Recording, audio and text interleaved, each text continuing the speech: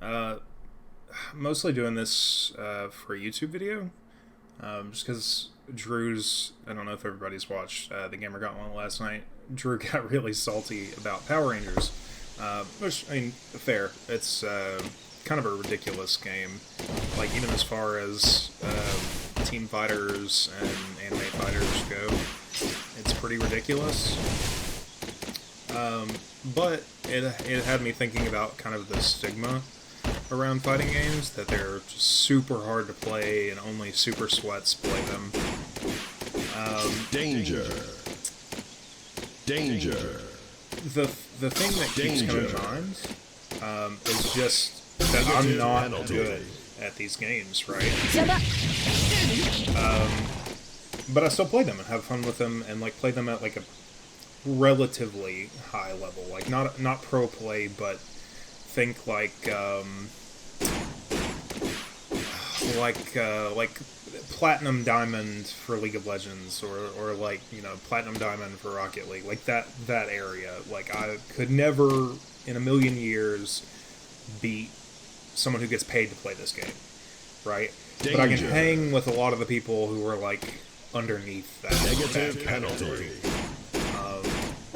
And it's really just about playtime. Negative penalty. I mean, like, you saw he, not to like harp on Drew, but like he got destroyed just as hard in Valorant, if not harder. You know, I mean, like in fighting games, you can at least mash buttons, right? Like, you could feasibly beat me with one button in this game, or in any fighting game. So I just kind of wanted to go over like the fundamentals, or like just the thought process of getting into a fighting game, right? So the thing that I do, first of all, is I just look at the characters. I don't even buy a fighting game if I don't see characters that look cool to me. Who dares to enter the mayhem? I typically like small bodies because they're usually really fast. And I like playing fast in like any and every game that I play. I like playing fast and aggressive. Even if it doesn't work, even if I get, like, you know, clowned on for being aggressive, that's just the most fun way to play to me. So the ones that, like, immediately stood out to me were Milia. Not so much Mei, because she has a giant anchor, so, like, my assumption was that she moved pretty slow. Also, I played Xrd, so I had, like, a vague idea. I didn't play it nearly to the same extent that I played this. I, like, bought it on a PSN sale, and, like, I don't know, played against my roommate like a handful of times. It wasn't like actually good. But Geo and Milia were the two that stood out to me because they were small. So I assumed that they were fast. Also, I think Geo with the wolf looks badass. And Milia with the hair scythe I thought looked really cool. I also just like the aesthetic of the other characters too, though. That definitely had something to do with it. I thought every character had like a unique thing about them, and that's a common trend in every fighting game that I like. Each character has their own aesthetic. Well, with the exception of Power Rangers. Power Rangers graphically terrible. Lots and lots of nostalgia fueling my love for that game. But like, look at Nago. Like, look at this man. He's a vampire samurai. Like, what? Chip, fucking huge buff-ass ninja man? Like, Gunblade dude over here? Kai looks pretty lame. Zato? Like, I just like the aesthetic of the characters. I play Skullgirls a little bit. Same thing there. Mortal Kombat, not so much. Like, a lot of the characters look really cool. The game is graphically sick, and that's probably why I played it for so long, even though, like, I hate the gameplay of Mortal Kombat. But, yeah, I mean, I played Nightwolf, because I thought the, like, spirit tomahawk shit that he does is really, really cool. And also Cassie Cage, because she was tiny and fast. But, so, I pick a character that looks cool, and that's all I give a shit about at the beginning, is that they look cool. Right? So then I go into training mode, Melia and Rage. I'm not, like, stringent or religious. Kai I just go into training, and I look at their shit.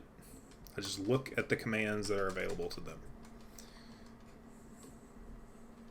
As soon as we load in. In every training mode, in every game, there's a command list. Right, and these are the command normals. So basically, command normal is just a button that you hit, and just one move comes out. And then, you know, the standard buttons, which in this game are kick, punch, slash, and heavy slash, those all do something, but these are the command normals. So if you input a direction with one of those buttons, a different move comes out. So essentially there are 7 neutral moves, or normal moves.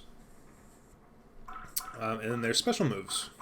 And the characters in this game don't really have that many. Millia has more than most.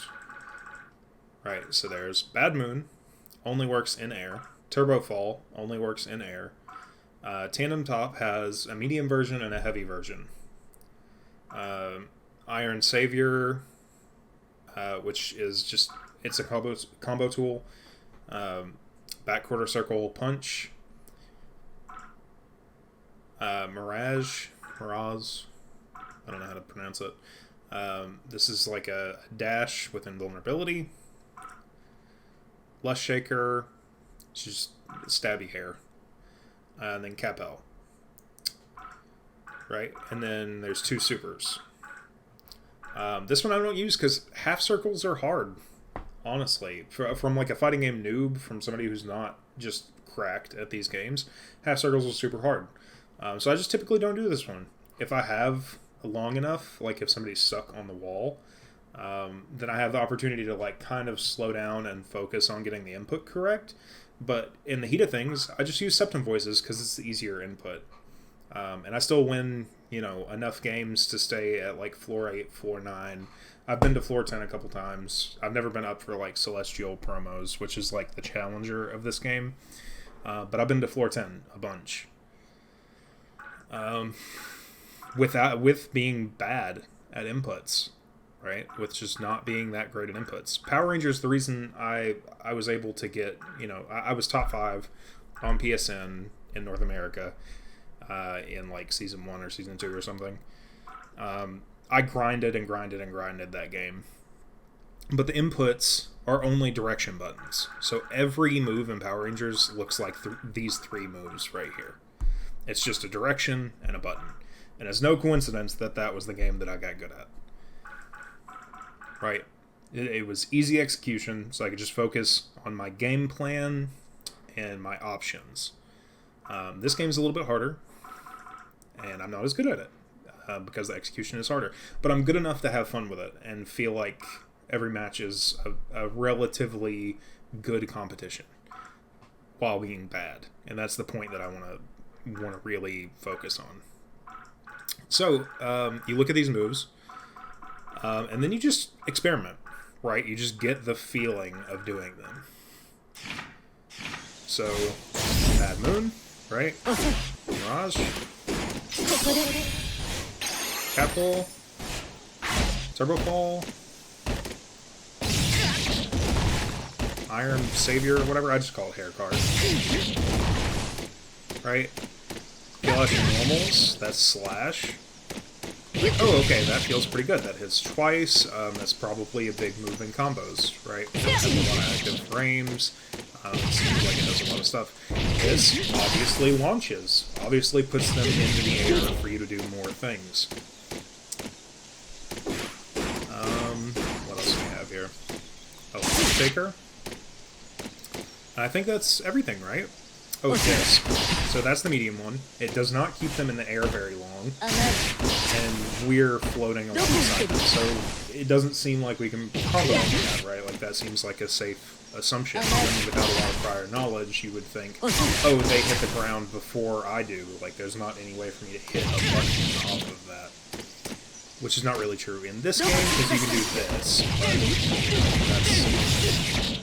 You figure that out later, right? Roman cancels the main mechanic. If you played the tutorial, the mission mode, it would teach you that.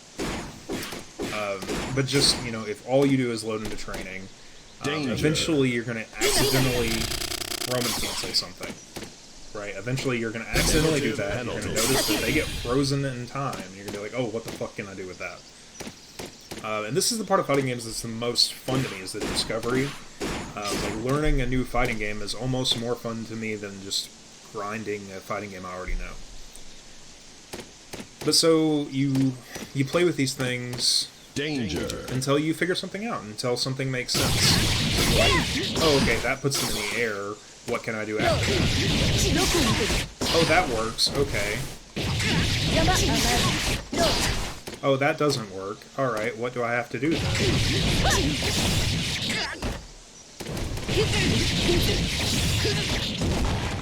Okay, that doesn't work. And you just keep going through this process of discovery, and then you queue up for a match, right? Like, you don't need to know some crazy, long, huge combo. You don't even have to know a combo that ends in super or breaks the wall or, you know, has an assist call if you're playing, like, Marvel vs. Capcom or Power Rangers. You know, I don't really have an analog for Street Fighter because I haven't played a ton of it. Kind of same thing for Tekken. Negative penalty. But at least in anime fighters, you don't have to have these crazy long combos that you see people pulling off on streams and in YouTube videos to, like, make a match, right? Especially these days, most fighting games are based around this right here, like your movement, Danger. how well you can block. Negative penalty. How well you read your opponent. It's called neutral, right? That's the idea, is like, in this setting, you're neutral. It's 50-50, no one has an advantage. And most games are based around this state. They return you to this state, you start the round in this state, you play most of the game in this state. And it's more about trying to find an advantaged situation and playing at like a 70-30 than doing crazy, like, wombo combos. Like, just Danger. The insane shit is super fun, and you eventually get to that point. Like, if you grind the game, if you play in training, if you have fun with it and put the time in, then you get to that point. But I would say that's true for any game, right? Like, in League of Legends, who was out here doing insects, like, a week after they picked up the game? Who was doing, like, I don't know, like, who was getting Vayne, like, 1v5 pentas, like, with ulti, you know, orb walking the whole time, a week after they picked up the game? Nobody. Nobody has ever done that. You know, we didn't even know that Caitlyn could, like, place traps under CC targets until, like, Season 4. Right? So this is just... There's, like, this disconnect where people believe that fighting games are somehow different than whatever multiplayer game it is that they like to play. I don't think that's true. I think the one thing that is different, that gives a lot of people a lot of trouble, is accountability. Right? So most PvP games are team-based, and fighting games are 1v1. And if you fuck up, it's your fault. Like, 100% of the time, if you lose, it's because the other person played better than you. It doesn't necessarily mean they're a better player than you, and you don't have to take the shit to heart, but it means there's something that you did wrong that they capitalized on. And that's kind of a hard pill to swallow if you come from the world of team-based games where you can be like a silver player who blames everyone else in the lobby but yourself. And I've been that guy. I've been that guy a million times. I'll be that guy a million more times, because that's just human nature. It's harder to do in fighting games, and I think that's the part that, you know, subconsciously stops a lot of people from playing them. But I think it's worth it, you know? I think it's worth having to deal with that process of frustration and improvement. Because when you do figure it out, it's super satisfying. Like, it's really, really satisfying to finally get off that, like, giant combo, to finally, like, get the super finish with, like, the crazy outro after the match ends, and have somebody, like, DM you afterwards and say, "Goddamn, well played," when you've been struggling for, like, 3 days to figure out this combo. I literally spent like 100 hours in the training room in Under Night trying to get one combo trial like a single combo trial in the whatever expert or whatever, like the highest tier. There's like 6 of them, and one of them is the actual bread and butter for this character. And it took me forever, hundreds of hours, like weeks, of just pulling up this combo trial and just doing it until I felt like my fingers were gonna fall off. And then when I finished it, when I finally did it, and I had the muscle memory and I could pull it off, that was when I got bored with the game and moved on. Because I got what I wanted out of it, right? It was about the journey and not the end point of actually, like, being able to do this thing against other people. It was more the process of discovery and, like, getting good than being good. And for that reason, I think fighting games are really valuable. So, yeah, just Drew's comments on fighting games last night just had me thinking. Not that he was just salty, no big deal, but it just made me think. That's all for me, guys. Like I said, I was doing this mostly for YouTube, but I thought instead of just hitting record, I would stream it. So if anybody did watch this live, thanks. I appreciate it. I'll see you in the YouTube video.